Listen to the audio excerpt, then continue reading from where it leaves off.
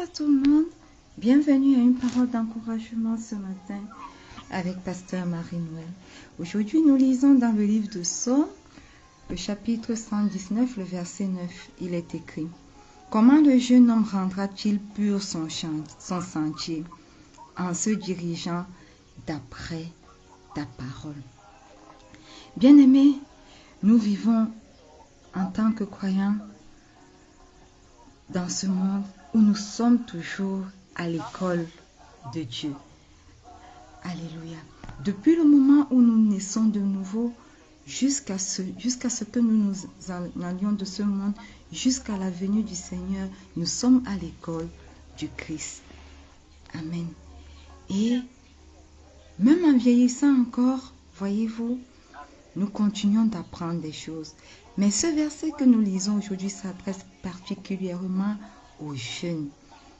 Comment le jeune homme rendra-t-il pur son sentier en se dirigeant d'après ta parole? Amen.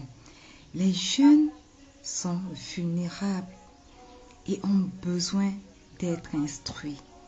Voilà pourquoi le Seigneur aujourd'hui s'adresse particulièrement aux jeunes.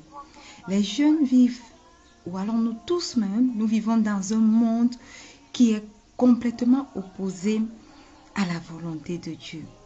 Nous vivons dans un monde qui est marqué par la rébellion, par la corruption, par la violence, par l'idolâtrie, par toutes sortes de choses qui ont poussé le Seigneur dans les temps anciens à détruire toutes les villes comme Sodome et Gomorrhe. Nous vivons dans un monde trempé dans ces choses, où ces choses sont devenues comme des vraies valeurs morales. Alléluia. Mais Dieu vient en aide à son peuple, Dieu vient en aide aux jeunes en leur donnant la clé qui les permettra de vivre dans ce monde selon sa volonté. Amen. Et lorsque nous lisons globalement le Psaume 119, nous voyons que le Seigneur donne quelques pistes comme aux jeunes hommes, comme la consécration. Parce qu'il attend que les jeunes soient consacrés complètement à lui, afin que leurs actes et leurs marches soient gouvernés par quoi? Par sa parole. Vous allez retrouver dans ce chapitre, dans ce chapitre 119 des expressions comme prenez garde. Pourquoi? Parce que le Seigneur veut préserver la jeunesse. Alléluia. Et lui enseigne quel est le chemin où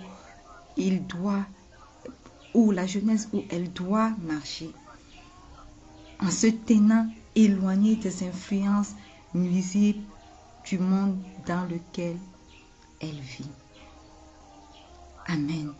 Et plus tard, quand nous regardons les épîtres de l'apôtre Paul, nous nous rendons compte qu'il a essayé d'expliquer cette parole de Psaume 119, le verset 9, en disant: Soyez transformés par le renouvellement de notre intelligence, Romains 12,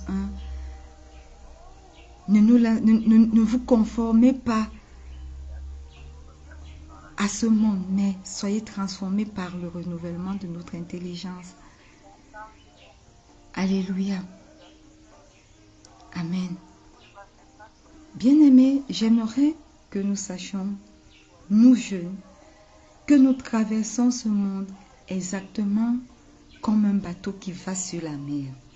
Voyez-vous, lorsque l'eau entre dans ce bateau forcément chavire. Mais lorsque l'eau n'entre pas, l'eau ici est le symbole du monde, des choses, des influences externes de ce monde. Mais lorsque le bateau avance, sûrement, la coque qui protège ce bateau est le symbole de la parole de Dieu qui le protège contre la noyade. Tant que cette coque n'est pas percée, tant que cette coque ne se cogne pas contre un rocher, l'eau est incapable d'entrer. Alléluia. Amen. Et cette coque nous protège des eaux dangereuses du monde. La parole de Dieu, jeune personne, la parole de Dieu, jeunes gens, nous dirige dans ce monde rempli d'influences maléfiques.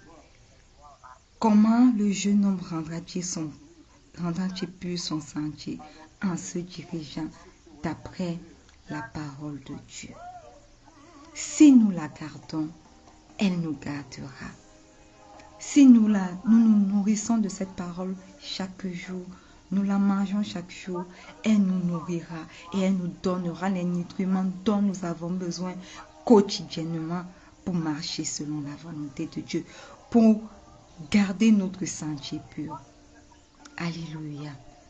Alors, ma parole d'encouragement aujourd'hui, pour vous qui êtes connectés, pour vous qui regardez, pour vous spécialement les jeunes et aussi pour les vieillards, c'est que soumettez-vous à Dieu et soumettez-vous à sa parole afin de rendre vos sentiers purs. Shalom.